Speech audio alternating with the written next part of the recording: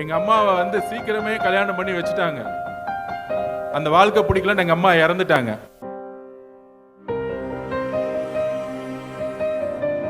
இன்னொரு எங்க அம்மாவோட அக்கா ஒருத்தங்க இருந்தாங்க. அவங்க படிச்சே ஆவன்னு சொன்னாங்க. அவங்க தான் தமிழ்நாட்டுடைய first IPS. Thilagavathi madam first IPS. பெண் குழந்தைகளை பெத்துட்டா உடனே கல்யாணம் பண்ணிச்சு நம்ம கடமை முடிஞ்சிச்சு அப்படின்னு யோசிக்காதீங்க. பெண் குழந்தையும் ஆண் குழந்தை சரிசமமா பார்ப்போம். உங்களை எப்படி உங்களுடைய அம்மா வந்து டக்குன்னு சீக்கிரமா கல்யாணம் கொடுத்ததுனால நானும் அப்படி கல்யாணம் பண்ணி வைக்க நினைக்காதீங்க. அதுக்கு ஒரு உதாரணமே சொல்லிடுறேன். எங்க அம்மாவை வந்து சீக்கிரமே கல்யாணம் பண்ணி வச்சுட்டாங்க. அந்த வாழ்க்கை பிடிக்கலன்னு எங்க அம்மா இறந்துட்டாங்க. இன்னொரு எங்க அம்மாவோட அக்கா ஒருத்தங்க இருந்தாங்க. அவங்க படிச்சே ஆவன்னு சொன்னாங்க. அவங்க தான் எங்க பெரியம்மா. அவங்க தான் தமிழ்நாட்டுடைய first IPS. Thilagavathi madam first IPS.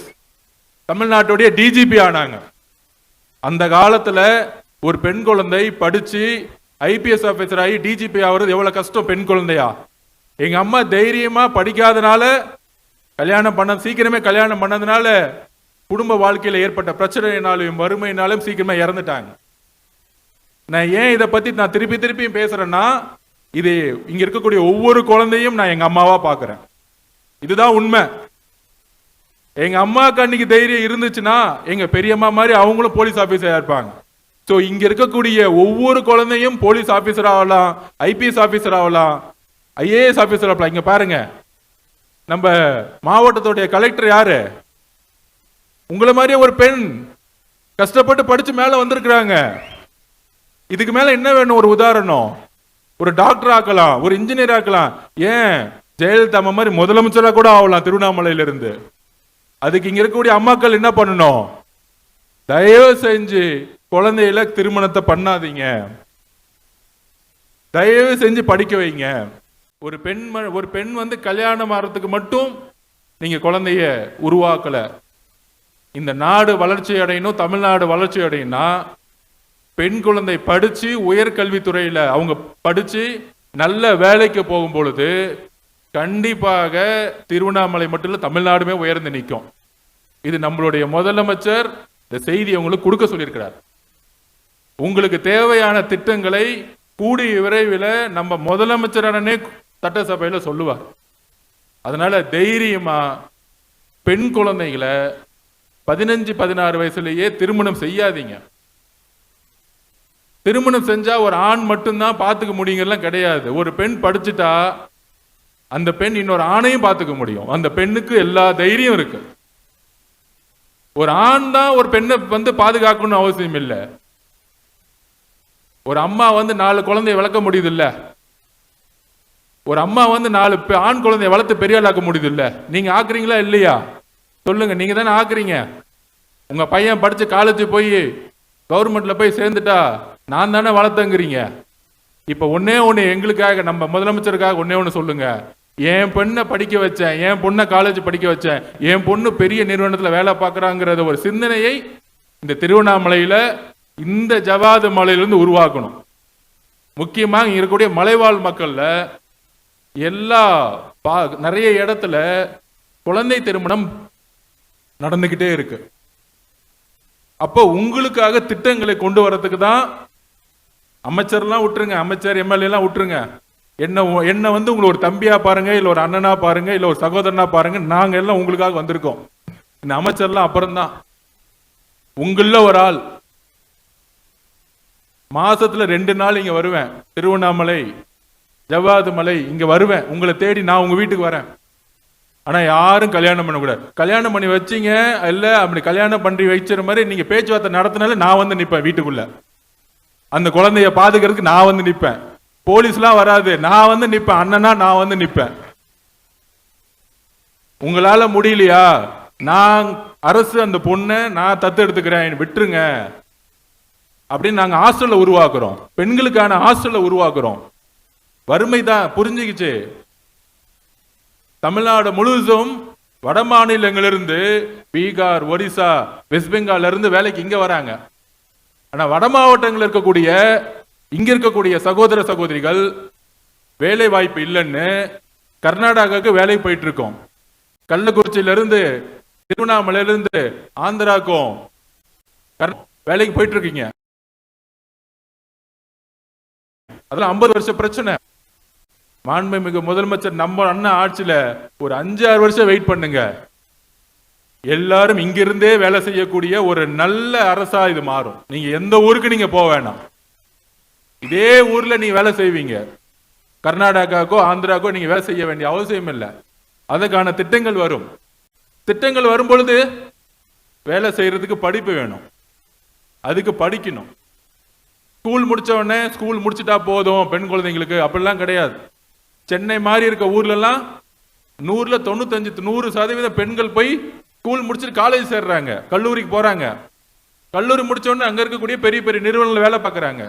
அதே மாதிரி சென்னை மாதிரி திருவண்ணாமலை மாறணுங்கிறதுக்காக தான் மாண்புமிகு முதலமைச்சர் என்னை இங்க அமைச்சிருக்கிறார்.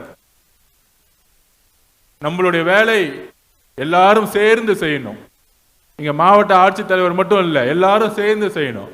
அதுக்கு பட்ஜெட் முடிஞ்ச உடனே ஒவ்வொரு கிராமமா நானே வரப்போறேன். உங்களை பாக்குறதுக்கு என்ன பிரச்சனைன்னு கேட்கறதுக்கு வரப்போறேன். நடந்தே வரப்போறேன். திருவண்ணாமலை முழுசு நடந்தே வரப்போறேன். விவசாயிகள் பிரச்சனையா உடனே முதலமைச்சர் கொண்டு போவோம். மேல்மா பிரச்சனை உடனே மேல்மாக்கு போகணும். நானும் கலெக்டர் மேடமும் போனோம். முதலமைச்சருடைய குறிக்கோள் எந்த விவசாயி கிட்டையும் அழுத்தம் கொடுத்து தொழில் லேண்ட் வாங்கக்கூடாது, தொழில் செய்யக்கூடாது. கவலைப்படாதீங்க, எந்த விவசாயியும் போலீஸ் காவல்துறை வச்சு எந்த அழுத்தம் கொடுக்க மாட்டோம். மேல்மா விவசாயிகள் சந்தோஷமா இருக்கலாம். அந்த மாதிரி திருவண்ணாமலைக்கு தண்ணி பிரச்சனை இருக்கா, இல்ல பெண்களுக்கு வந்து கல்லூரியில சேர்க்கணுமா, எத்தனை காலேஜ் வேணும், இதெல்லாம் செய்து கொடுக்கறதுக்கு உங்களை தேடி நான் நடந்தே வரப்போறேன். உங்களை பார்க்க தான் வரப்போறேன். எப்படி குழந்தை திருமணம் பெரிய பிரச்சனையும் இன்னொரு பெரிய பிரச்சனை அது கிரைம்னு சொல்றோம். கவர்மெண்ட் பக்கத்துல இருந்து என்ன டிக்ளேர் பண்றோம்னா, அரசு பக்கத்துல என்ன சொல்றோம்னா, அது வந்து ஒரு குற்றம். என்ன குற்றம்னா, திருவண்ணாமலையில் அதிகமா நடந்துகிட்டு என்ன குற்றம்னா, மைனர் கேர்ள்ஸ், அதாவது 15-16 வயசு பெண் குழந்தைகள் கருவுறது, கன்சீவ் ஆகிறது. குழந்தை திருமணம் எப்படி தவறோ 15-16 வயசு பெண்கள் கிட்ட அது காதல் சொல்லியோ இல்ல குழந்தை திருமணம் சொல்லியோ இல்ல தெரிஞ்ச மாமா சித்தப்பா ஏதோ ஒண்ணு சொல்லியோ அந்த 15-16 வயசு குழந்தை கிட்ட உடல் உரு வச்சு அந்த குழந்தையை கருவுறு வைக்கிறது மிகப்பெரிய குற்றம். அந்த கருவுற்று அந்த குழந்தையை அரசு தத்தெடுத்து 18 வயசு முடிஞ்ச உடனே இன்னொரு சமூக அநீதி நடந்துட்டு இருக்கு. யாருக்கு எந்த ஆண் அது காரணமோ அதே ஆணை கல்யாணம் பண்ணி வைக்கிறாங்க. அப்போ ஒரு பெண்ணுக்கான கல்வி மறுக்கப்படுது, ஒரு பெண்ணுக்கான வாழக்கூடிய உரிமை மறுக்கப்படுது. 15 வயசு 16 வயசுல குழந்தைய பெக்கும் பொழுது அந்த பெண் வந்து மேற்பரப்பு படிக்கணும், காலேஜ் போகணும், அந்த சிந்தனை இங்க உடைக்கப்படுது. அது முடிஞ்ச பிறகு ஒரு வேலைக்கு போகணும், அப்படி சிந்தனை உடைக்கப்படுது. 15-16 வயசுல குழந்தை திருமணம் எவ்வளவு தவறோ 15 வயசுல ஒரு குழந்தையை கருவுறு வைக்கிறது மிகப்பெரிய தவறு. அந்த குழந்தைக்கு எதுவும் தெரியாது, அது ஒரு பிஞ்சு குழந்தை. அந்த குற்றத்தையும் இங்க இருக்கக்கூடிய எஸ்பி சார் கிட்டையும் கலெக்டர் மேட்டும் சொல்லியிருக்கோம். அப்படி தவறு செய்பவர்களை கைது செய்யப்படணும். அதனால இங்க இருக்கக்கூடிய எல்லா தாய்மார்களையும் சொல்றோம், தன்னுடைய பெண் குழந்தைகளுக்கு நம்ம ஸ்கூல் முடிச்ச உடனே பள்ளி முடிச்ச உடனே காலேஜ் போனோம், நீ நல்லா படிமா, உங்களுடைய ஆண் குழந்தையை எப்படி படிக்க வைக்க நினைக்கிறீங்களோ அதே சுதந்திரத்தோட நீங்க படிக்க வைங்க. அதுக்கான கல்லூரிகள் பள்ளிகள் வசதிகள் எல்லாத்தையும் குறிப்பாக வடமண்டலத்துல திருவண்ணாமலையில கடலூர்ல தருமபுரியில கிருஷ்ணகிரியில கண்டிப்பாக உருவாக்கப்பட வேண்டும். அது முதலமைச்சரோட கவனத்திற்கு கொண்டு போவோம். முதலமைச்சர் எங்கெல்லாம் வரும் இருக்கோ அங்கெல்லாம் திட்டங்கள் கொண்டு போங்க அப்படின்னு சொல்லியிருக்காரு. அதனால இந்த ஆட்சியை உருவாக்குனது நீங்க தான் இந்த ஆட்சியை நடத்த போறீங்க. ஒரு சின்ன பிரச்சனைன்னு நீங்க அப்டேட் பண்ணா கூட முதலமைச்சர் வந்து சோசியல் மீடியா பார்த்துட்டு அந்த ஊர்ல ஏன் ரோடு இல்ல, ஏன் ஜவாது மலையில வந்து சரியான பள்ளிக்கூடம் இல்ல, உடனே அமைச்சர் போய் பாருங்கன்னு சொல்லக்கூடிய ஒரு அண்ணனை நீங்க தேர்ந்தெடுத்திருக்கீங்க. ஒரு முதலமைச்சரை உருவாக்கி இருக்கீங்க. அதனால இன்னும் கொஞ்ச காலத்து 50 வருஷம் செய்ய முடியாத தீர்க்கப்படாத பிரச்சனைகள்லாம் கண்டிப்பாக தீர்த்து வைக்க தான் நாங்க இங்க வந்திருக்கோம். திருவண்ணாமலை இருக்கக்கூடிய எல்லா தாய்மார்களுக்கும் எல்லா பெற்றோர்களுக்கும் எங்களுடைய வேண்டுகோள், முக்கியமாக ஜவாது மலை இருக்கக்கூடிய இங்க இருக்கக்கூடிய ஒவ்வொரு தாய்மார்களுக்கும் நாங்களாம் உங்களோட இருக்கிறோம். பெண் குழந்தைகளை பெத்துட்டா உடனே கல்யாணம் பண்ணிச்சு நம்ம கடமை முடிஞ்சிச்சு அப்படின்னு யோசிக்காதீங்க. பெண் குழந்தை ஆண் குழந்தை சரிசமமா பார்ப்போம். உங்களை எப்படி உங்களுடைய அம்மா டக்குன்னு சீக்கிரமா கல்யாணம் கொடுத்ததுனால நானும் அப்படி கல்யாணம் பண்ணி வைக்க நினைக்காதீங்க. அதுக்கு ஒரு உதாரணமே சொல்லிடுறேன். அதுக்கான எல்லா திட்டங்களும் நாங்க கொண்டு வரோம். ஊழலே இருக்காது, கவலையே படாதீங்க. ஊழலே இருக்காது, ₹1 ஊழல் இருக்காது, எந்த திட்டத்திலையும் ஊழல் இருக்காது. நம்ம அண்ணன் முதலமைச்சர் என்ன வீடு கட்டி கொடு சொன்னாரா? ஊழல் இருக்காது. ரேஷன் கடையா? ஊழல் இருக்காது. இன்னும் 2-3 மாசத்துல பாருங்க, கீழே இருக்க ஊழல் மொத்தமா தூக்கி எறியப்படும்.